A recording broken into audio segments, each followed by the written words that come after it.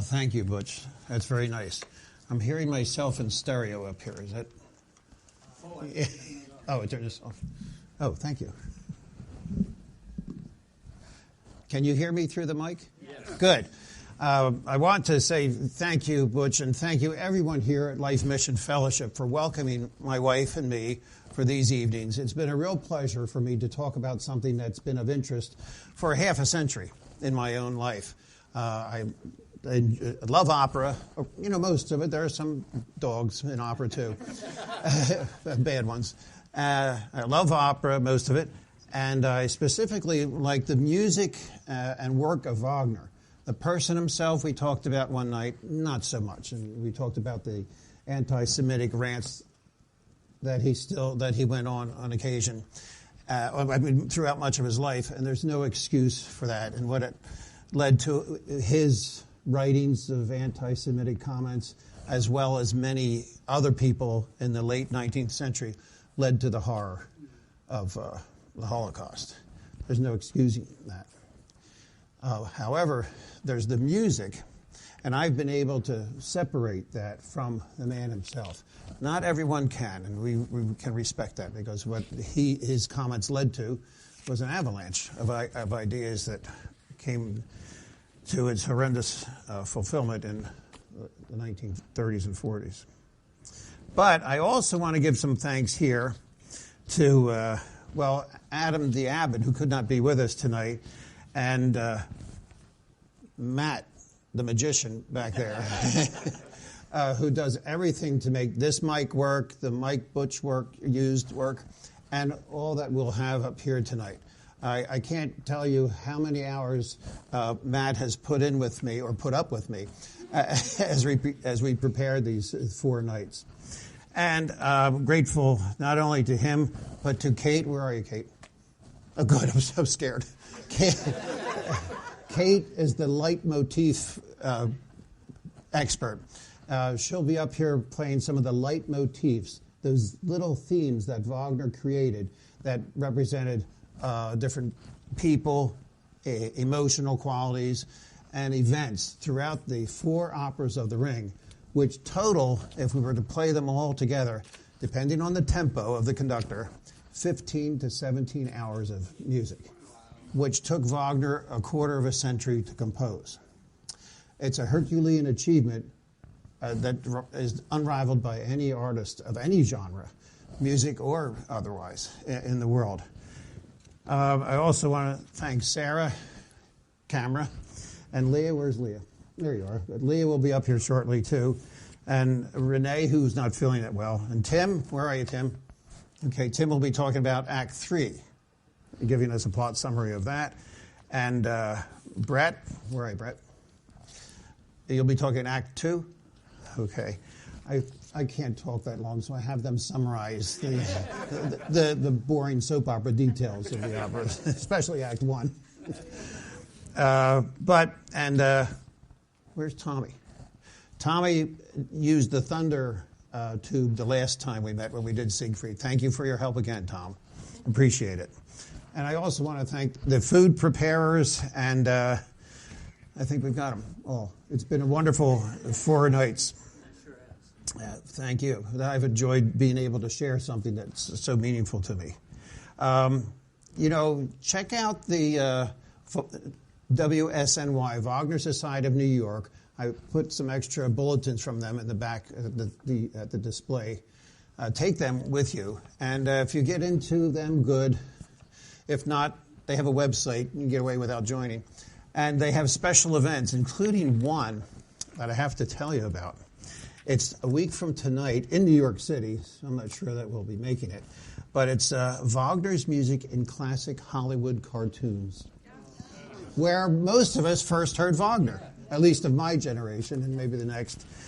And so that should be pretty special. I'll leave this in the back if I remember to do that. But speaking of cartoons, there were cartoons from Wagner's own time about Wagner. And I think we may have one now. This will be, I think, number 7. This is called Wagner Piercing the Eardrum of the World. As you know, some of his music is loud. Even the famous Second City TV created an opera, a summary ring version of the four operas of the Ring. And they call it Louder, Longer Wagner, and I think I showed you one scene from that. They performed it at the Chicago Opera House, and they just wore casual clothes and mock stage equipment, but he's easy to poke fun of, and that's good, although he wouldn't have tolerated it. Wagner piercing the eardrum of the world. And also in the world of cartoons, there's some other things you may want to check out on YouTube. There was a soprano named Anna Russell, born in Canada, born in England, lived part of her life in Canada, and spent her last years in Australia. I'm not sure why all that happened. But she didn't have the voice to really carry Wagner as she had hoped and others had hoped. So she became a comedian. And she has a wonderful program about the Ring that is a riot. She points out that the Ring starts in the Rhine. In the Rhine, underwater. You know, how absurd is this? And she makes fun of a lot of it. Anna Russell, she's a comic opera commentator you should hear someday. All the posters we have used or Leah has picked for our advertisements for these 4 nights are by Arthur Rackham, English illustrator, and you can find a book of his illustrations for the Ring back on the display, too. We want to give him credit. You can see the first edition of those illustrations in the rare book room of the Free Library of Philadelphia at 1901 Vine Street around Logan Circle. I saw them, near Logan Circle. I saw them almost 50 years ago, and I was not allowed to touch the books. In the rare book room, if you're getting to see a book, an archivist will, wearing white gloves, turn the pages for you. And you have to hold your fingers out like this to watch them carefully. But it's really a delight to see the originals. And there have been movies made about this guy, Wagner. I think we're possibly at number 8.5. On the left, Wagner. On the right, does anybody know who that is? My generation, a little younger, will know. Elizabeth Taylor, 2 times. Richard Burton. Richard Burton's one of his last films, and there's a good reason why. He died a few months after completing this biopic about Richard Wagner. It came out in the 80s. It's 7 3/4 hours long. So everything Wagner did was epic. Even movies made about him. Richard Burton died a few months later. That's not funny. Yeah. But isn't that amazing? Yeah, it is. Burton's not real good in the beginning. When Wagner was 20 years old, it didn't work.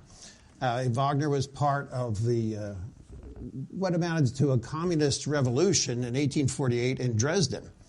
He was close friends with the Russian anarchist Bakunin. And Burton was a little too old to play that role. They should have had somebody else do that. But isn't it amazing how they morphed Burton into that picture? It's called Wagner. And if we get together again and study Parsifal together, as we're doing with the Gotterdammerung tonight, I want to show you a couple scenes from the end of the Wagner pick when Wagner dies. Quite moving. There are some things that Wagner didn't like about some of his music either. In 1876, at the American Centennial in Fairmount Park, Philadelphia, where Centennial Hall is that the Please Touch Museum today? I think it might be where the Please Touch Museum is. Not far from Shifuso, the Japanese house and garden over there, was premiered a march for the American Centennial written by none other than Richard Wagner. Let's hear a minute of it, if we can stand it for that long.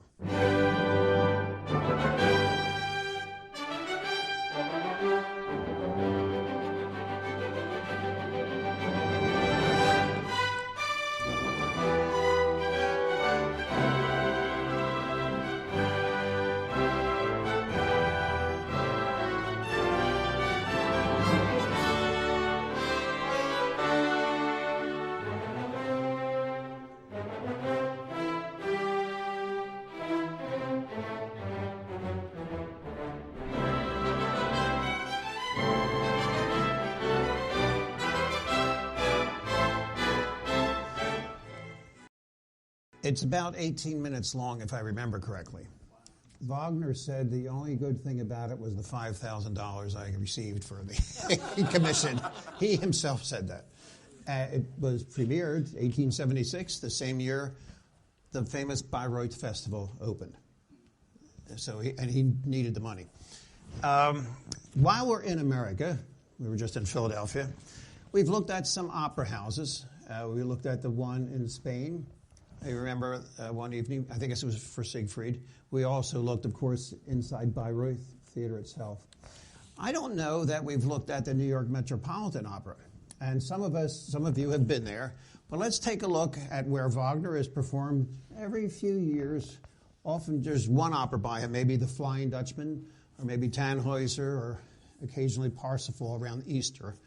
But let's take a look. This is, you may know this, so forgive me if I'm talking about something you already know. That's the Metropolitan Opera House in Lincoln Center, about 66th and 6th. Charles, is that right? 66th? 63rd and Broadway, my friend Charles.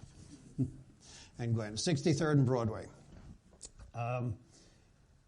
You'll notice there are some odd-looking things on left side and right side. There are massive paintings inside the Metropolitan Opera lobby there by Marc Chagall. And they're astounding. You may remember the movie Moonstruck? Yes. Moonstruck.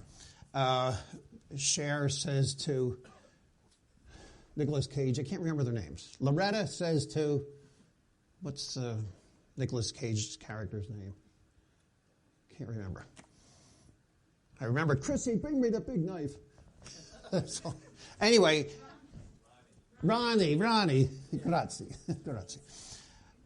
Cher says, what is this? This is beautiful. It's kind of loud or gaudy. She says a comment like that, and he says, well, he was just having some fun. Chagall was just having fun, but they're massive. I suppose 3 stories high. They're worth seeing. And years ago, I don't know if it's possible now, a person can take a tour when there's no performance of the entire Metropolitan Opera House. It's a lot of fun. Let's go inside. This is the lobby. My wife and I were there one time for a performance of Tristan und Isolde, and one of our companions said, Dave, that's Jessie Norman, standing right in front of me.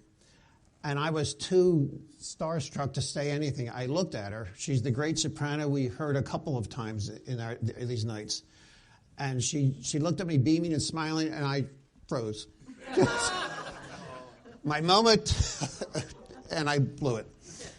But anyway, we met her right here. She has performed Isolde, and I think we're going to be hearing her do the Liebestod, the final piece in Isolde, in Tristan und Isolde. If we do a night like that for that opera, she's outstanding.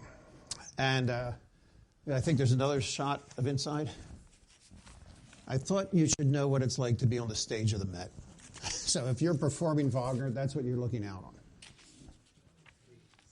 Opened in maybe 1970, 71. Mr. Fox, would that be right, Joe? Close to it. Yeah, somewhere around there. Here's another shot of the steps. Isn't that futuristic? It's wonderful. Thank you, Matt. 2 shots of it. Great stuff. That's just up the road in Manhattan. Where have we been so far? This is especially for some people who may not have been here the other nights. There'll be makeup classes scheduled for those nights. Der Ring des Nibelungen, composed between 1848 and 1874. Although Wagner took 2 breaks to write another opera called Die Meistersinger and another one, the famous Tristan und Isolde. But altogether, he spent 26 years working on this monster. And we've been through Das Rheingold. Now, you may... Where's Kate? There you are. You may remember Das Rheingold. That's the opera that opens underwater, the beginning. And some of the things we hear in there are the first leitmotifs that come to our attention in Das Rheingold, including... You decide where you want to begin. The rings? Okay.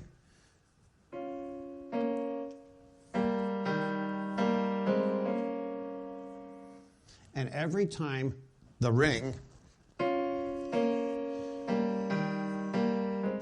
is mentioned or alluded to, the ring music is performed by the orchestra or a vocalist. I think it's mainly orchestra. Well, since we start underwater, we have to have waves too. And here are the waves.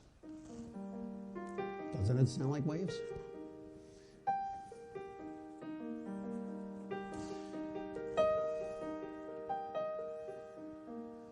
Thanks. And a variation of that becomes the fire music, which we'll hear when we get to the Act 3, when Tim is speaking about that. Okay. And a couple other light motifs, recurring themes, light motif of Das Rheingold, and there are many of them, include the curse of the ring.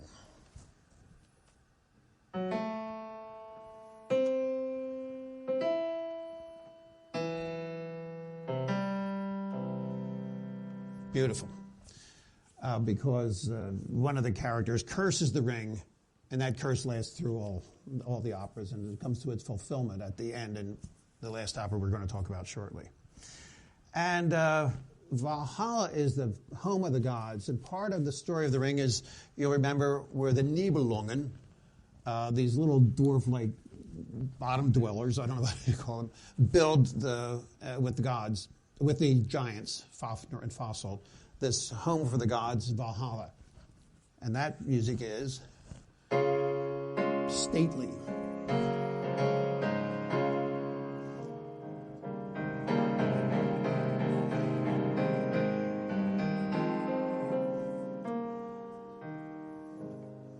Magnificent. Thanks, Kate. Thank you very much. Let's hear it for Kate, the leitmotif woman. Then we went on to and the gods enter Valhalla at the end of that opera, and the ring is now in the hands of a dragon. But more on that later. There's also something I didn't mention, and I just thought, well, I don't know where to fit this in. Now we're at that point. One of the characters creates something called a Tarnhelm, a magic covering that makes a person able to disappear, become a giant, become anything you want, become a toad, become a dragon, become another person, as in Gotterdammerung. It's called the Tarnhelm. And interestingly enough, while J.R.R. Tolkien did not borrow too much from Wagner's ring, he did go back to the poetic and the prose Eddas that we've spoken of other nights. And he does have something like that. The Tarnhelm becomes the Durnhelm in Lord of the Rings. I think you, Josh, are you familiar? Yes. Yeah, you're the authority on that one. Well, I think so. But that's one thing he did borrow from Wagner. So, after Das Rheingold, we went into Die Valkyrie, with the famous Ride of the Valkyries that you hear every night here in order to get you to sit down, and which Elmer Fudd sang magnificently, kill the wabbit, in that brilliant cartoon. And that's very famous. But at the end of Die Valkyrie, we learn that there's been treachery. Sieglinde and Siegmunda have come together. They've conceived a child against all the wishes of the head god Wotan. They're in big trouble. Brunhilde wants to protect him, but she's Wotan's daughter. She disobeys him, and he's got to punish her. You know how kids are. And so what he does to her, he's going to put her to sleep, but she says, just one thing, Daddy. If you put me to sleep, I don't want anybody waking me up unless it's the hero who knows no fear. And he said, okay, fine. And I'll surround your rock with a big fire so we'll know who that is. And she said, okay, fair enough. But the music of that passage known as Wotan's Farewell is unequaled, sweeping music of love and redemption. But there is some fire music in there. As the fire grows near the end of Die Valkyrie, we hear this music. Sound like flames growing? And with the whole orchestra, it just grows and grows and grows. And then we say goodbye to Brunhilde as her father, Wotan, walks away. It's a little too hot where he is, kind of like where I am now, actually. Thank you, I may have to. Is it melting? Anyway, this motif of, what's going to happen at the end of Gotterdammerung is that we're going to hear many of these motifs all together in the climactic last 10 minutes. And that's not the only music Wagner wrote, There's tons of other music that have nothing to do with leitmotifs in these operas. But at the end, he'll bring them all together magnificently. And one of the most searingly beautiful is this one called Love or Redemption.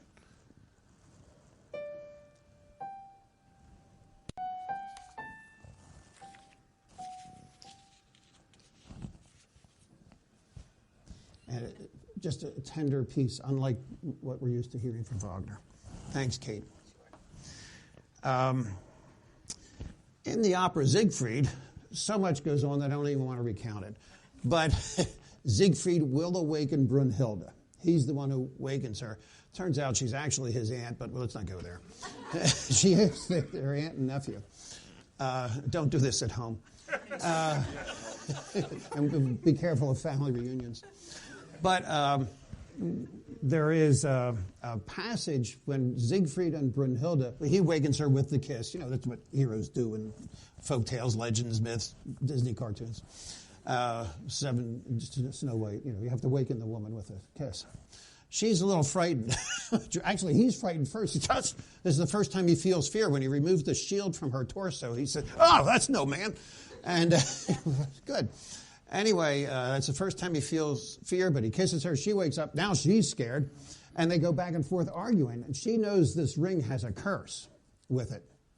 And he now has the ring because he killed Fafnir the dragon who was guarding the ring. And now Siegfried's wearing that ring. And she knows that there's a curse with it. Whoever has the ring, good guy, bad guy, good woman, bad woman, there's a curse. Because it's not down below with the Rhine maidens. And the music, when they finally reach a little tenderness and their hostilities are assuaged, is the Siegfried Idyll, the piece of music that you hear every night when we meet while we're doing the hors d'oeuvres. That's the Siegfried Idyll that Wagner took from one scene here and made into about a 17, 18-minute orchestral, mainly chamber orchestra excerpt. And I think we have a little passage of it from the opera here itself.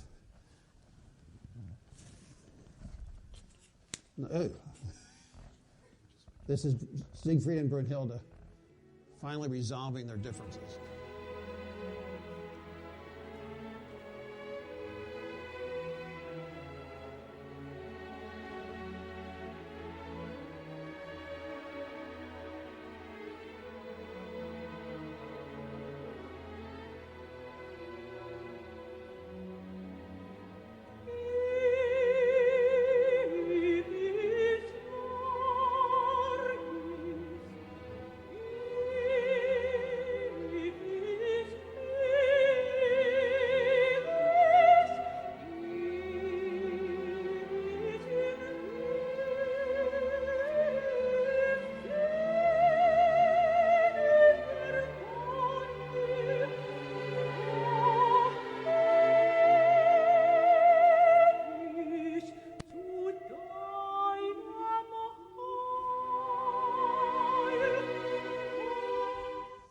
And so they're in love, and I don't know who that is. That's all that reminded me of my third grade teacher. Anyway, we come now to Gotterdammerung. The word Gotterdammerung, do we have that for opera list, or even the word Gotterdammerung? Is a Deutschen word, a German word, that basically means the twilight of the gods or the end of the gods. You may know it also from Viking mythology, Scandinavian mythology, as Ragnarok. It's the same word. It's the same idea. The end of everything, including the end of the gods, is coming.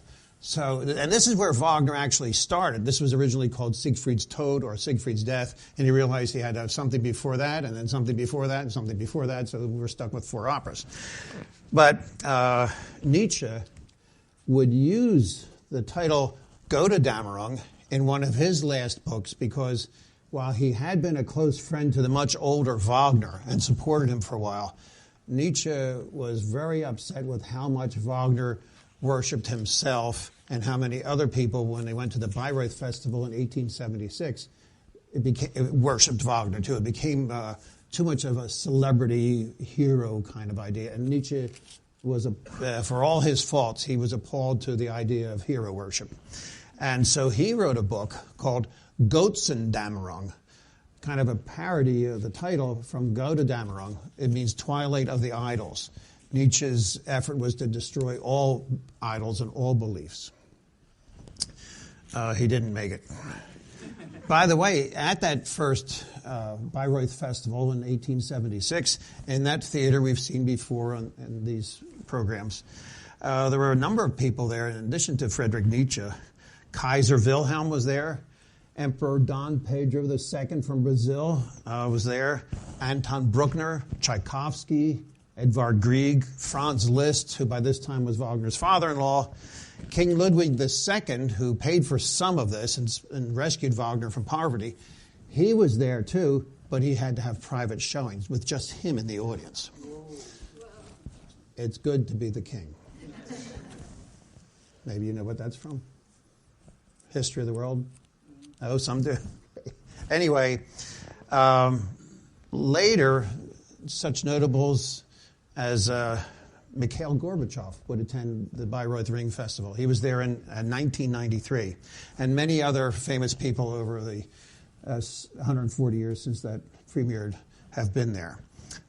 Sadly, the first Ring Festival wasn't that great of a success. There were production issues, and a lot of money was lost. So they didn't do it again for 6 years. But eventually it recouped. It still goes on almost every year or every other year. And I made a mistake. I said that 50,000 people try to get tickets. No. 500,000 people every year try to get the 58,000 tickets that are available for Bayreuth festivals. 500,000 try to get these tickets. What's the name of that company? That's Ticketmaster. They'd be in big trouble, wouldn't they? Is that the one who's being sued now? Ticketmaster? Yeah. Well, I'm sure you've had enough of me. We're going to go to some plot summaries of the opera Gotterdammerung. And I think, Leah, you're on. Now, do we need a mic for Leah, or how? Thanks, Josh. I'm not going to get a feedback or something. Act 1, Gotterdammerung, Prelude 1. All right, so we start off with the three Norns, the daughters of Erda, who is the earth god, and they are weaving the rope of destiny. And they talk of many things. One important thing to talk about is Wotan, who is the god, taking down the ash tree that he made his spear with. That's the same spear that Siegfried broke. And he is piling the branches around Valhalla. And the Norns say that, when that burns, the end of the gods and the old world will come. And their rope suddenly breaks, and their wisdom ends, and then they descend into the earth. Now, before we go on, where else do we see scenes of three women coming together, not the Andrews sisters, not the Supremes, and knowing they don't predict or cause the future, they know the future. Where else? In Macbeth? Where else? In mythology, going back to the ancient Greeks and Romans, the Eumenides, the Eurinides, the Furies. So this is a common, and what? And hocus pocus. That's stealing my place. This is a common idea in folk tales, legends, mythology of the world. So that and we'll see a little bit of that. So beware of when we women gather in groups of three. That's right. So next up, the scene changes a little bit. Dawn is breaking, and Siegfried and Brunhilde happily emerge from where they have been staying, and they are very happy, very in love. It's a beautiful day. Nothing could go wrong. Okay. And Brunhilde is about to help protect Siegfried. He's about to go set off and do adventuring hero things. But first, she casts a bunch of protective spells on him. At this point, do they know where she did not cast a spell? No. Thank you. It's amazing how I talk, it comes out his mouth. So she casts a bunch of spells on him, and that is important later. And Siegfried, as a pledge of his love, gives her the ring, and he puts that on her finger. And then she gives him her horse. I guess it's an equal exchange there. And then he hops off on the horse and says, I shall return. And the scene then changes a bit to a hall of a big castle on the Rhine River, and we are introduced to 3 new characters, Gunther and his sister Gertrude, and then their half-brother Hagen, and I believe it is revealed that he is the son of Albric, who is the little guy who kind of started the whole problem in the beginning by stealing the gold from the Rhine Maidens. So Gunther and Gertrude lament that their family is losing their power. They're not sure what to do about it.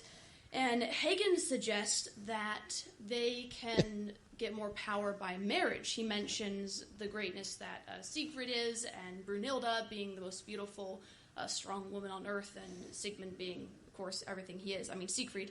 And so he decides that what they should do is have Gunther marry Brunhilde and Gertrude marry Siegfried. However, we already have this other couple here. So they decide that they're going to give Siegfried a love potion to make him fall in love with Gertrude. And then the plan is to get him to then go win Brunhilde for his soon-to-be brother-in-law, Gunther. So their plan pretty much succeeds. They meet Siegfried, he comes, and they give him the potion, it works its magic, and he ends up swearing a blood oath with Gunther, and things get pretty serious. And at this point, if you remember, Mr. Murphy mentioned the Tarnhelm, that can make someone look like whatever they want. So this is good for the old switcheroo. So because Siegfried is the only one who can jump through the flames to get Brunhilde, because only the greatest of heroes can, he disguises himself as Gunther, goes up to where Brunhilde is on her mountain, and jumps into the flames and gets to her, and he takes her, and of course she's very shocked because she thought he heard Siegfried's horn, but then this strange man shows up and she's freaking out, and then at this point he takes the ring from her and she forcefully goes with him. And there is one other detail. Right before that happens, one of Brunhilde's Valkyrie sisters comes to her and tries to warn her that unless she throws away the ring and gives it back to the Rhine Maidens, the gods are going to be destroyed. Everything's going to be destroyed. But Brunhilde says, no, Siegfried gave me this ring. I'm going to keep it. This love is worth more to me than the fate of the gods. And that's beautiful. Beautiful. Nice job, Leah. That was perfect. Let's hear some music and see a scene. This is, we're going back to Bayreuth, and we're going to see, for about 6 minutes, a scene, the prelude to Das Rheingold, and those Norns.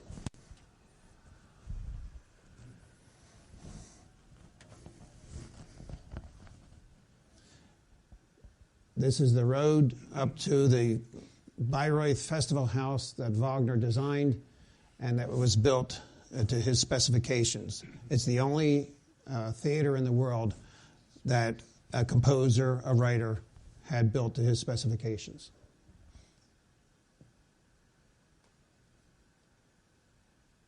Located where? In a little town called Bayreuth, Germany. It's about 60 miles north of Munich.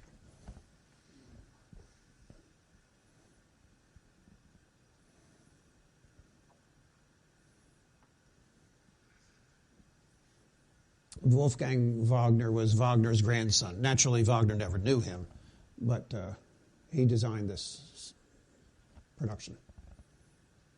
Twilight of the Gods.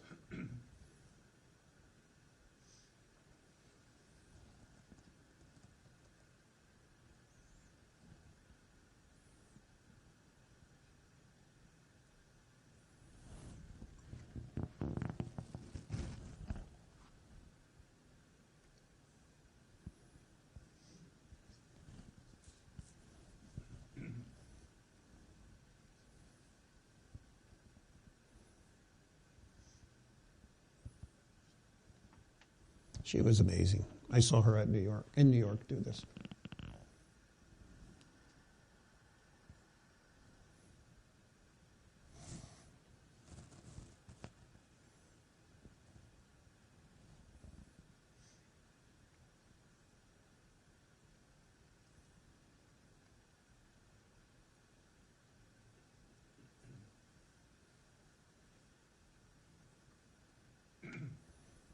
And that's it. So We'll be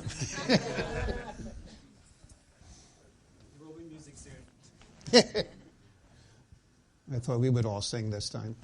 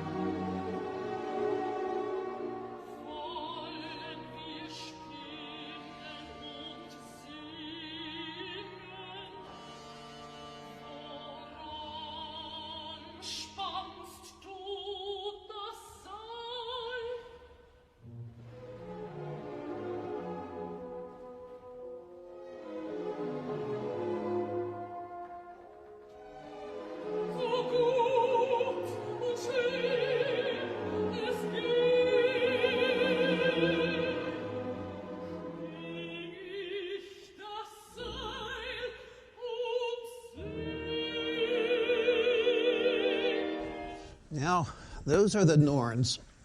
Those are the Norns who don't cause the future, but they can read it. And this is one of the four, I think 3 or 4 times during this opera where we hear the whole story all over again. In a lot of epics, you have that. It's called dramatic recapitulation. It's very common in the Odyssey, the Iliad, Gilgamesh, Beowulf. Wagner uses it here too, but there's the music that if you're dozing, you can, the music will take you away and wake you up again. I thought it would be nice the Norns go on for about 12 or 14 minutes, I've forgotten. And then you will be asleep. But I thought it would be fun to go to the dawn where Siegfried and Brunhilde wake up in the morning. It's time for him to go to work. He's going to get his briefcase and his little lunchbox. But we don't want to see the whole thing because it's a bit long. There's some other things to do, and it's already 10:30. But I thought it would be nice if we see some of it. But we're going to go someplace different. We're going to Beijing, China, to see two excerpts, I think, maybe one, from their production of The Ring just a few years ago. Now, if you don't understand, they'll be singing in German, and if you don't understand the German, you could read the subtitles in Chinese. I think it's Mandarin up there. This is still Act 1. This is Dawn, and then we'll cut that and go to Brunhilde and Siegfried's Farewell from the Chinese National Opera House in Beijing. Wait till you see the set.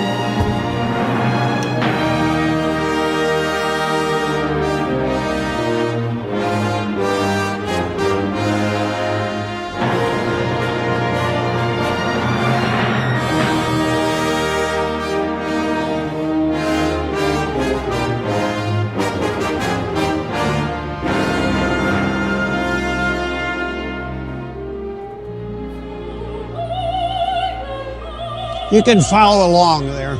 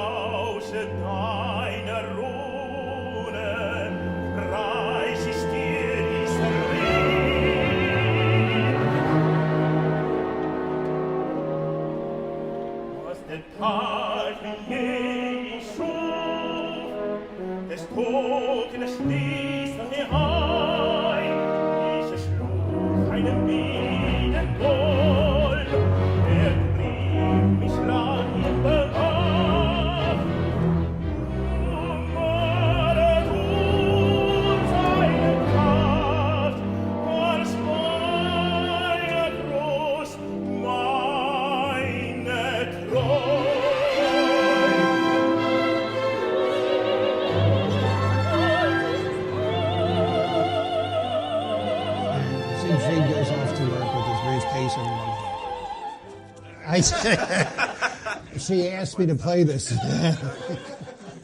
And Siegfried goes off to work to send hot air balloons around the world to spy on different countries. Anyway, isn't that an outstanding production? The Beijing, I think it was 2013. I'm not exactly sure. I've forgotten. But I found that online. I thought, well, we have to see this. So Wagner's been performed. The Ring's been performed in every continent except Antarctica. Venice, you were just there. Was it performed there?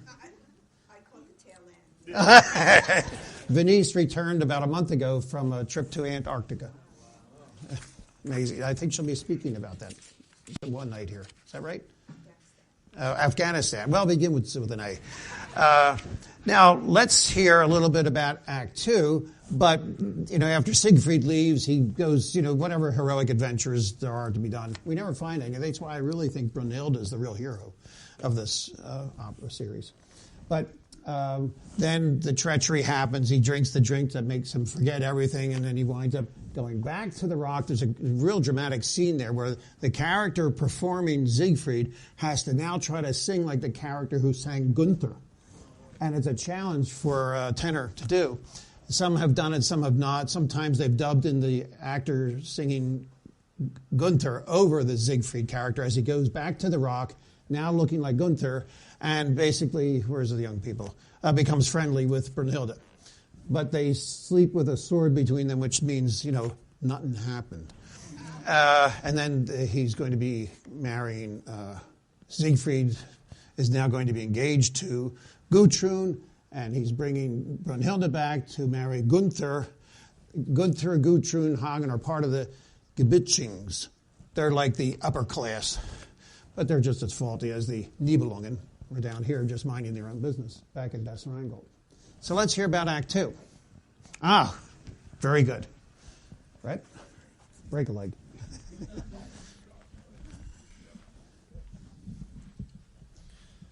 All right. Well, as you were saying that, I read the chapter 2 from last one. This one, I had a similar thought. This is really about Brunhilde.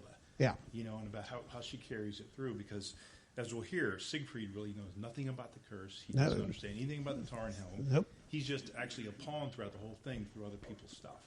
So this part opens up kind of like chapter 2 of the last one with Albrecht and Hagen.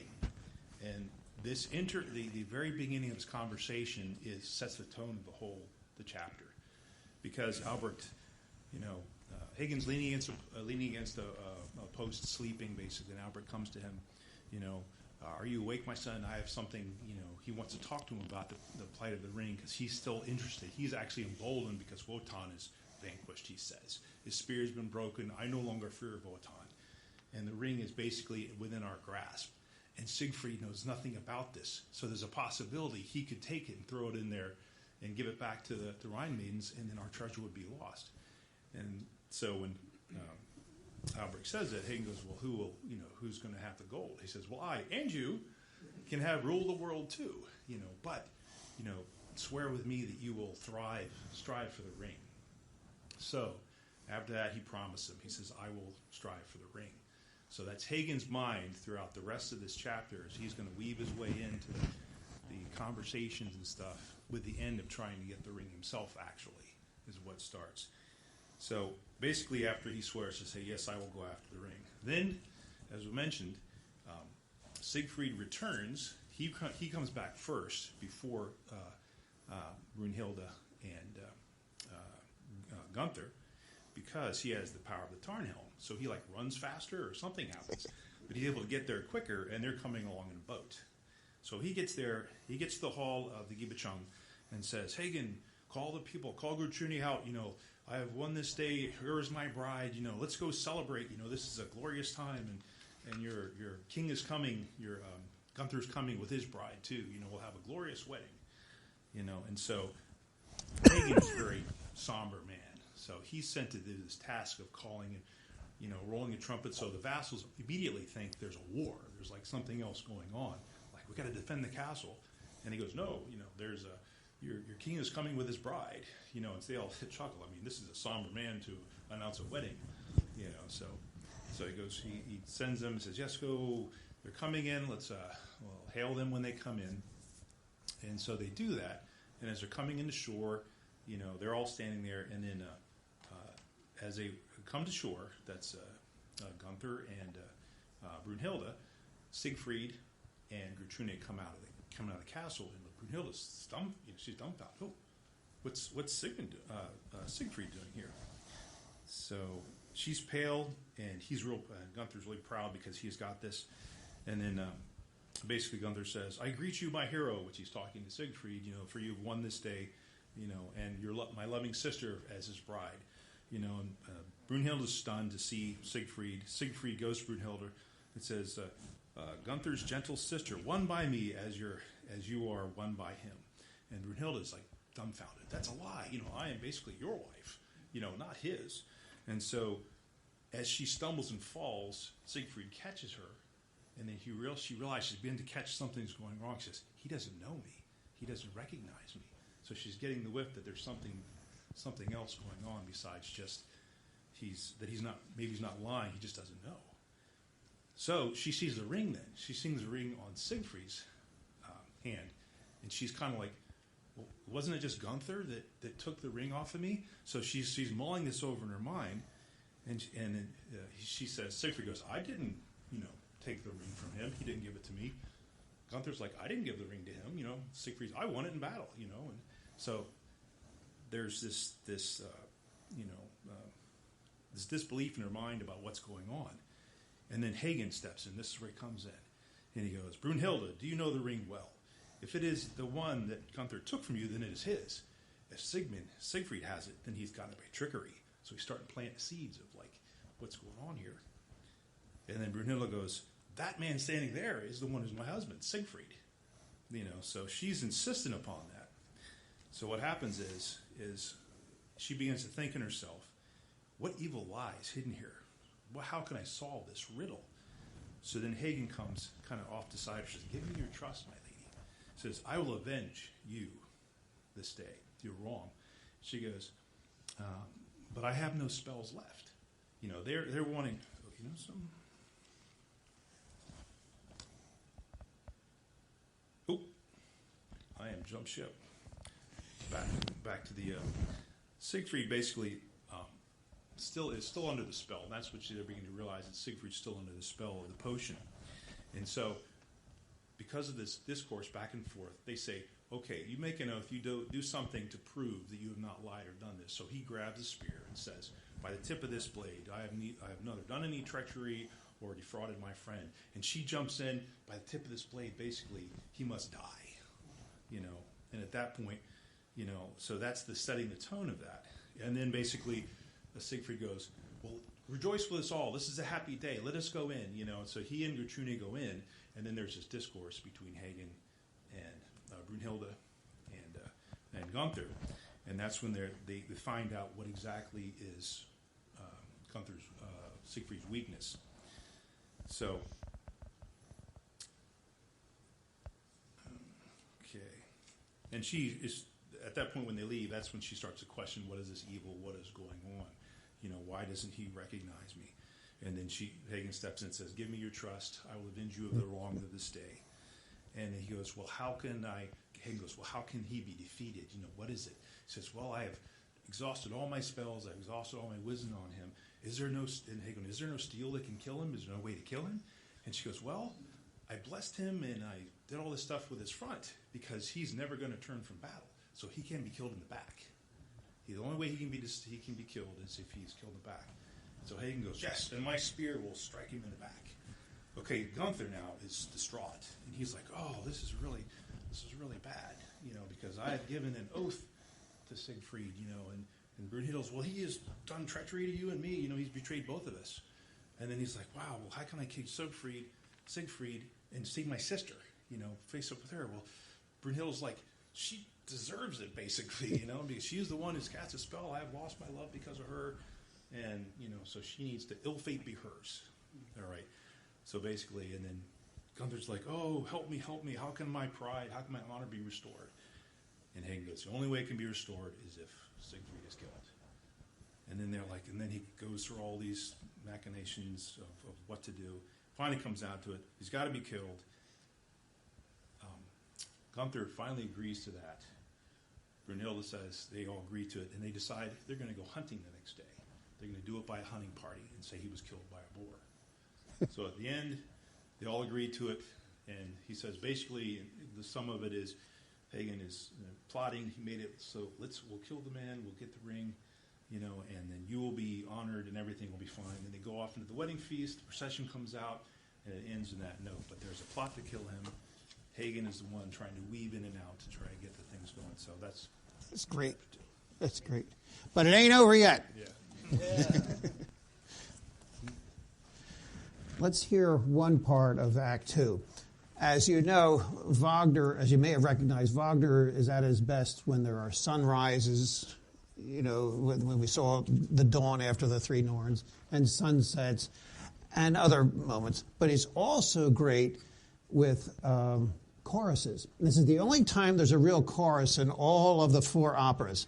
And it's about 9 minutes long. We're not going there. We'll just hear a couple, 3 minutes of it. It's a really magnificent, stirring piece when Hagen calls his vassals out, and he's saying, Veja, Veja, which means, whoa, there's trouble, and they come out. What's the matter? What's going on? We're here to serve you. Hagen's the number 2 guy. Gunther's number 1 guy. And Hagen also wants to get the ring because Daddy asked him to get it. And Albrecht, his daddy. And they are all singing, and Hagen reveals to them that I'm really talking about a double wedding here. And they all start laughing, and they sing a great chorus, and then we'll stop there, and then we'll come to the Act 3, and we'll put this baby to bed.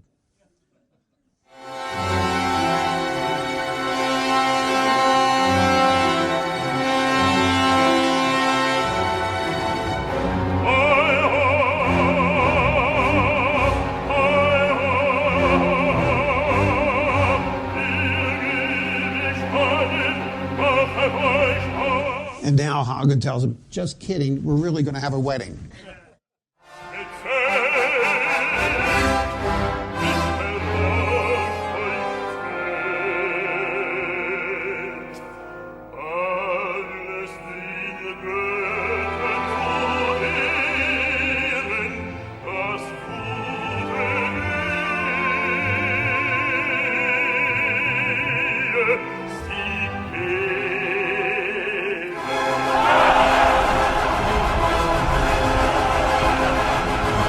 Operatic laughter.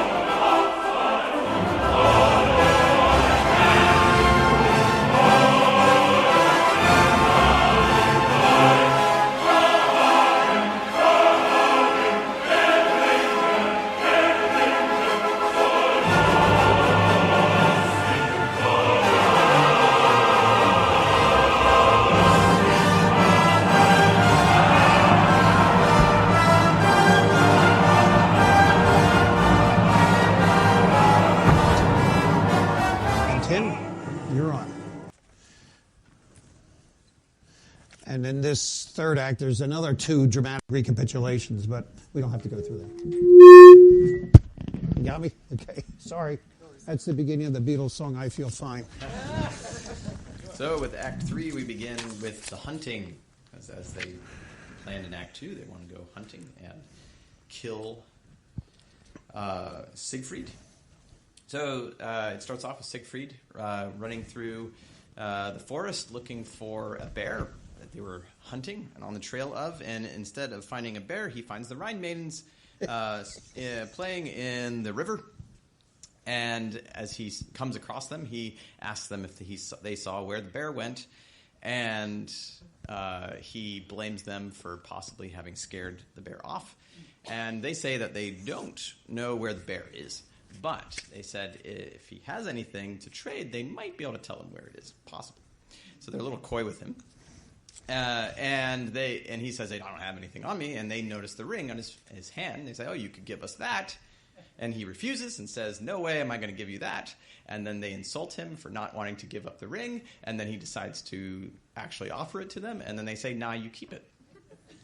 And then they suggest, actually, because you probably want to find out what actually happens, because of the ill fate that will come from having the ring. And then they suggest to him, instead of keeping it, that he throw it into the river. So after the back and forth of suggesting that he give it away, and then him suggesting that he won't, and then them suggesting that he keep it instead, and after he offers it, and then finally them suggesting him to throw in the river, he then refuses that. And then they say that an ill fate from the curse of the ring will fall upon him if he does keep the ring. And then he walks away reflecting that women are quite the same whether they are on land or in water. He's probably referring to their fickleness about whether he should have the ring or not. But that's Siegfried's words, not mine. You're only the messenger. And so after this interesting exchange with the Rhine maidens, he comes back to find his hunting partners, Hagen and Gunther. And they are both tired and thirsty, and so they pass around a drinking horn with wine in it. And they reflect on Siegfried's ability to hear and understand what the birds are speaking, which he has apparently lost since he last drank the blood of the dragon, Fafnir. And upon reflecting on this, Hagen says, hey, look, a bird. And then Siegfried turns around and says, where? And then Hagen stabs him in the back. And Siegfried dies and expires. Thinking of Brunhilde. I skipped over one thing. Also, Hagen puts a little bit of some herbs into his drink, which then makes Siegfried remember that he is actually in love with Brunhilde. So right before he dies, suddenly the potion that has blinded him to what is going on and this whole trickery that they pulled on him is lifted, and he realizes that actually he wants Brunhilde, and he dies thinking of her. Then all the vassals yell out and say, what has happened? And Hagen says that this was, I killed him because he was a traitor or a betrayer or something. And that seems to assuage everybody, and they just take that at face value, and then they bring him back to the hall of Gibichungs. Is that how you pronounce it? Gibichungs, which I shall now henceforth be referring to my home as the hall of Gibichungs. Gibichung. And Gudrun, who is there waiting for him, who's Siegfried's wife, and Hagen declares that he is coming, but she says, I didn't hear his horn. And he said, that's because he's dead, and he's been killed by a wild boar. But then Gunther comes in and immediately says that is fake news and says that actually Hagen killed him. And then Hagen finally gives in once Gunther reveals his artifice and says that he did end up killing him, but that he had it coming. And then Gunther just gets very angry with Hagen in that moment and attacks Hagen because he wants the ring for himself. And they have a fight, and then Hagen kills Gunther. So, and then he goes to get the ring from Siegfried's hand. But Siegfried's hand rises in a menacing manner, which makes Hagen afraid of taking the ring, and Brunhilde reminds him of the curse that is upon them from having the ring. And it is at this point that Gudrun realizes the deception that has been played on her and realizes that they used the potion to trick Siegfried into marrying her. And then the final part is the funeral pyre for Siegfried, where go ahead. And they take Siegfried to burn his body in a funeral pyre. At this point, Brunhilde reflects that all of this tragedy that is befalling them is, in fact, the fault of Wotan, She blames him for all this horrible things that have happened to her and to Siegfried. She puts the ring on her finger, and she tells the ravens to fly to Valhalla and let them know that she is coming for them. And then she immediately mounts a horse after lighting the funeral pyre, in which Siegfried is. She jumps on the horse, and she jumps into the fire. So apparently it's not enough to throw yourself on the fire. If you jump on a horse, it's even more dramatic. And I guess more effective. I don't know. And so then as she is consumed by the fire gets massive and huge and starts to consume the Hall of Gibichungs as well, and everyone is afraid. At that moment, the Rhine River swells and floods over the funeral pyre, putting it out, and the Rhine maidens come. At that moment, Hagen is afraid that they are going to now take the ring that was on Brunhilde's hand, who is burned in the fire, and so he rushes at them saying, "You can't have the ring." And as he rushes at them, the two Rhine maidens, Wolinda and Welgunda, take him and drag him into the water, and he drowns. And then finally, the Rhine maidens get the ring back and are playing with it in the Rhine, and the gods and heroes in Valhalla are trembling, waiting for Brunhilde to come and wreak her vengeance upon them. And that is the end. All right. Nice job, Tim. Thank you. Very nice. Thank you, Josh. Kate will play in a moment a couple of leitmotifs. We're just going to do the very last 10 minutes of the opera, which is the second longest Wagner wrote. Typically, a production may begin at 1 o'clock, say at the Metropolitan Opera. There are 2 intermissions, and it ends at 6.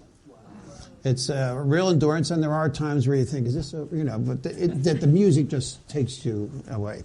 There's nothing quite like the ending, and there are times where they have done special effects to mimic, there's a fire on stage, there's a fire in Valhalla up there, and with special effects to make it seem like there's water flowing across the stage. Everything is burned and cleansed. But there's more. When we come to the end of this, and Brunhilde realizes all the treachery that was involved, and that she and Siegfried remained, a monogamous marriage, and she takes the ring from him and puts it on her hand, his body. She sings the whole story all over again. It's the 4th dramatic recapitulation, but there's no music quite like it. And in these last 10 minutes, Wagner throws in most of the leitmotifs we've heard before. From the water, I might recognize some, and I'll say them if I do. But if I do recognize them. But Wagner never named these leitmotifs. Others have, including Scruton and many others. They range between 70 to 130 leitmotifs. No one's really sure exactly. But we'll recognize some. And at the end, there's quite a moving moment in this production, which was similar to what was done at the Met. This is from Bayreuth several years ago. The people who are the leftover Gibuchings, who are still alive, where Tim and Kate now live,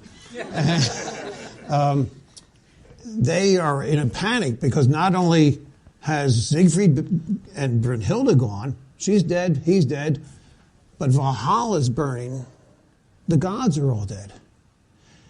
Then as we get to this really climactic ending, they slowly turn to face us, the audience. And what Wagner intended, and I don't know if these are part of his stage directions or the production here, what Wagner intended to say, the gods are all gone. It's just up to us now. Wagner would go on to write the opera Parsifal with the redemptive idea surrounding the Eucharist. That was its final opera. But for this point, he says the only answer for us is in love. The gods are all gone. There's nothing else beyond this here. Interesting. I'm not sure that was his belief, but that's what he does in this opera. Can we have a reminder of 2 motifs? Because we're going to see or hear a battle between the 2 of them at the end. One is the curse.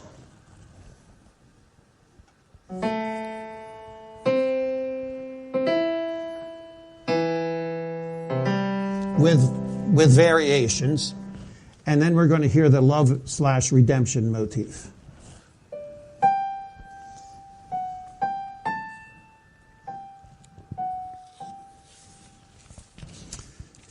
I don't have much else to say. Let's hear the end.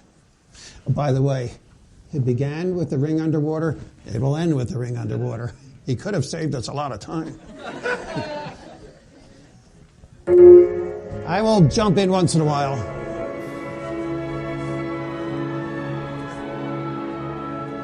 Siegfried's body being taken to the funeral pyre that Brunhilde has ordered.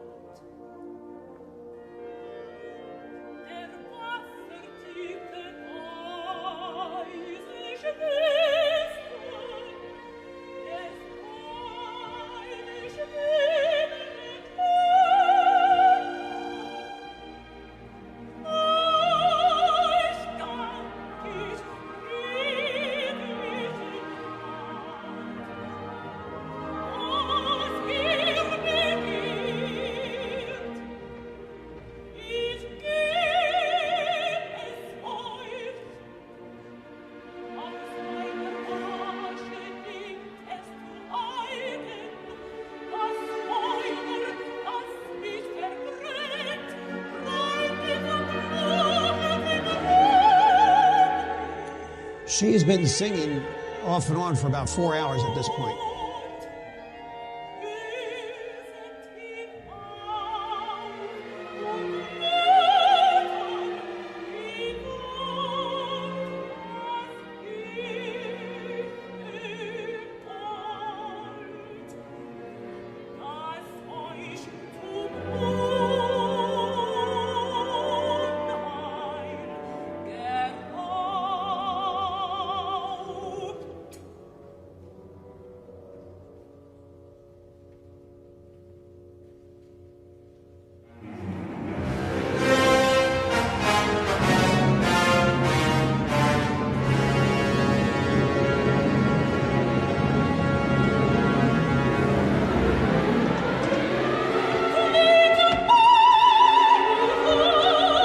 She is ordering 2 ravens to fly to Valhalla. They're an ancient symbol of death.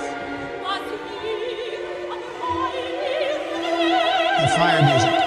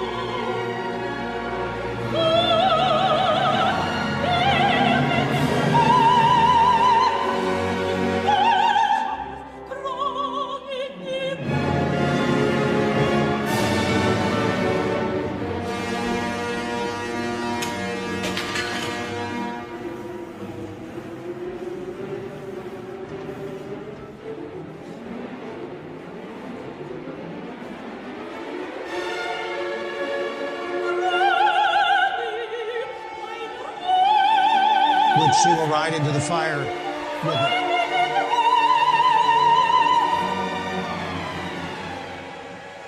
The Ride of the Valkyries.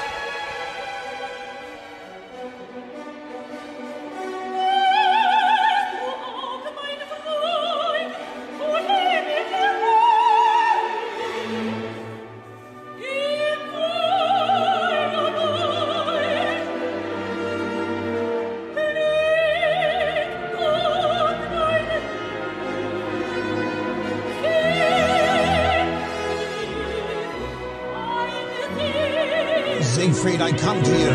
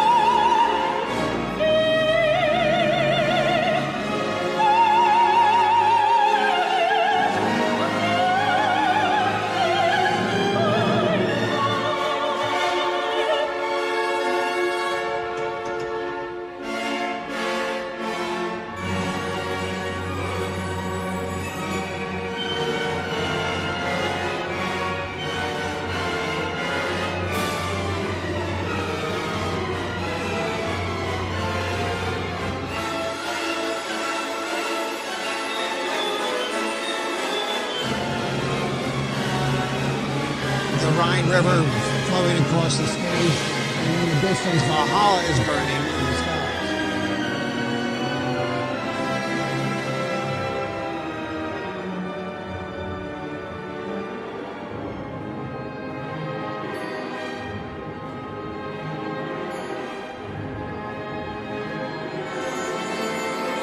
They have the ring again. Hagen, get away from the ring.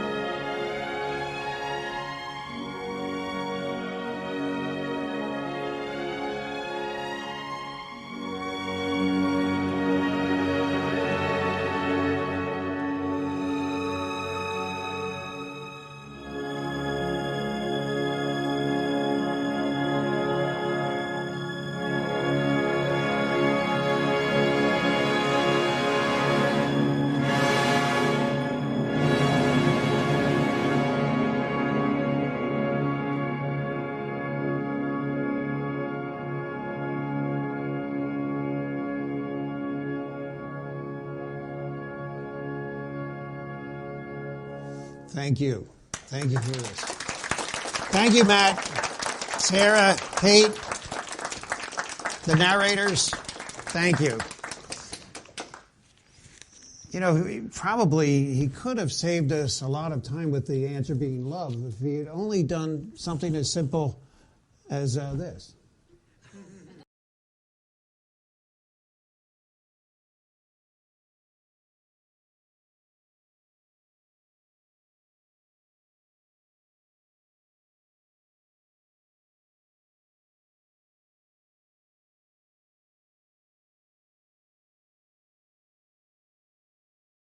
The famous Beatles Live 1967, some of us remember. 1 billion people tuned in for that live performance recording. So Wagner would live another 7 years after this was premiered. He died in 1883, actually February 13th. Just in a few days, it'll be 140 years ago he died. This is his grave in Bayreuth. Do you notice anything unusual about it? What's missing? There's no inscription. Wagner said, they will know where I'm buried. Really, very modest. Very modest. There's talk that we might sometime this spring do a night like this with Parsifal, or a night like this with Wagner's Tristan und Isolde. We're just talking about that. We'll see, but we'll sure let you know. I want to say I'm very touched that there's some special friends are here. I won't embarrass them to name them all, but I really am touched that some of my friends from outside Life Mission are also here tonight. And I want to make special note of somebody. Oh, yes, I'm doing it. Oya Lupa is here. Oya is a friend of mine from Ukraine. And we're very happy you're here. Oya, your family is from where in Ukraine? From Kiev, itself. Well, I'm very thrilled that you were able to come here, and glad you're here too. Thank you for coming. Would you like to make some observations or ask any questions? And I can't thank Magic Matt enough for all this. Thank you, Matt. Let's hear it for you. Otherwise, it would have just been 4 people up here talking. So, any questions or comments, observations, or your own experiences with this or other operas? Yeah. Berlin's opera is working chronologically backwards. How would he work in his leitmotifs? Would he have to go to the other operas and add in some more as he worked on his project? If I understand you correctly, what he did, he wrote the stories backwards and then started the music with Das Rheingold, and that's where he began the leitmotif idea. And as each new opera came in, as he started composing each opera, he would then use those leitmotifs from time to time and also bring in new ones. Yeah. So he wrote all the stories backwards. Yeah, he began with this one. Yeah.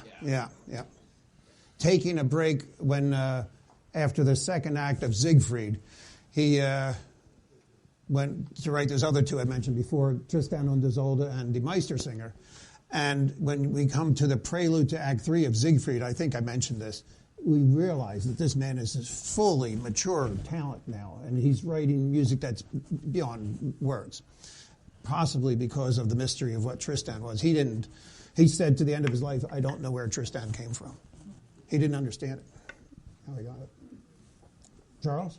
We have a mic here, so we'll pass that along. I feel like Johnny Carson. Well, no one knows who Johnny Carson is. I mean, I don't know. Jay Leno. No, he's gone. Hello. Charles. Good evening. Brilliant to all. And David, you're the king of ad-libbing, so you did a great job. Thank you, Charles. I have a question. I don't know him. I know the music. I don't know the storyline. My question to you is comparatively to all the Italian operas that I am familiar with. If I understand you, he wrote the story. Yes. He wrote the lyrics. Yes. And the music. Correct. The only major composer to do that. Yeah, I've never heard of that before. Yeah.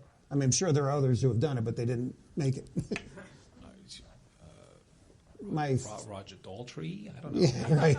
Well, it's interesting that you say that. There's a horrible movie by Ken Russell from about 1975 called Listomania. Franz Liszt was a great composer and a pianist, and he was eventually became Wagner's father-in-law. Liszt's daughter Cosima married Wagner, and by the way, she lived until 1930. She was about 25 years younger than Wagner, and she was really a worse human being than he was, but in terms of racial ideas. But she ran the festival until 1906 when she was blinded by a stroke. But in the movie Listomania, Roger Daltrey plays Franz Liszt. And it's an awful movie. Don't get it. It's terrible. And Wagner's in there walking around like a stormtrooper. It's a ridiculous movie. Do you have any idea what killed him? Wagner? He had repeated heart attacks near the end. He was probably really beaten up by working too many hours. Just a little hint there. Raising money for the Bayreuth Festival House. He was doing everything, not only designing it, but he had to raise the funds because King Ludwig backed out of raising the money, and he was halfway there, and he had to keep going. And there may have been heart issues anyway. His father died when Wagner was young, so it was a cardiac arrest. Eventually, 69. February 13th, 1883. And speaking of Italian opera, I mentioned before that this composer would say he didn't like Beethoven, and Beethoven didn't like this one, and this one didn't like Brahms, and Brahms didn't like Wagner, who hated everybody, and especially Verdi. He was jealous of Verdi, the fame that Verdi had. But when Verdi got news that Wagner died, he sent a telegram to a friend, Wagner è morte. Trista, trista, trista. Wagner is dead. So sad, so sad, so sad. And Wagner died in Venice. There's still a plaque outside the home where he died. I forget where. And his wife, Cosima, held his body for 22 hours, wouldn't let him go. Somebody else? Okay, well, somebody here? There.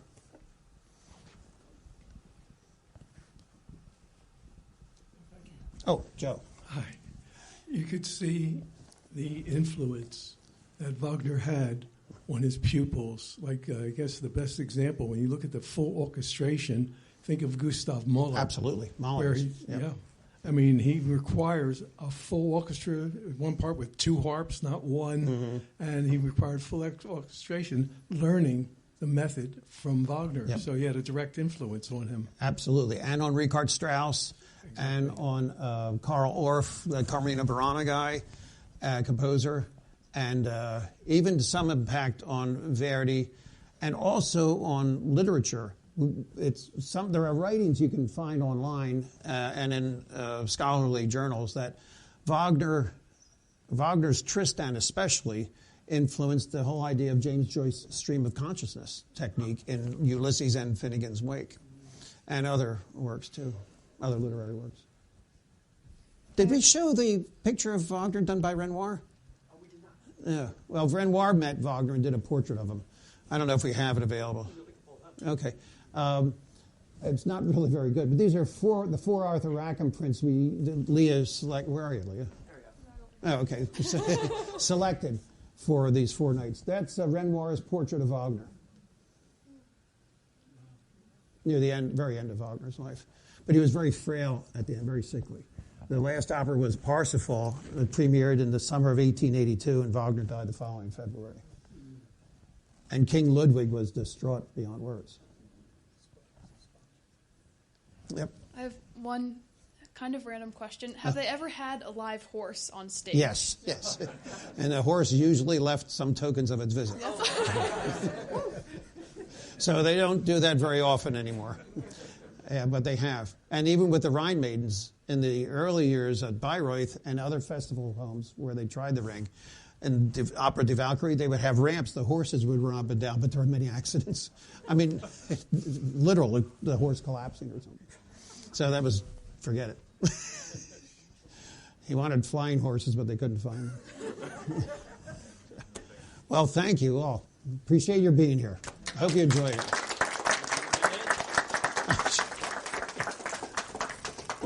We can't thank you enough. Thank you, Butch. And so on behalf of Life Mission Fellowship, we want to give you this present. Totally unnecessary, but thank you. No. Do you have 37 straws for all this?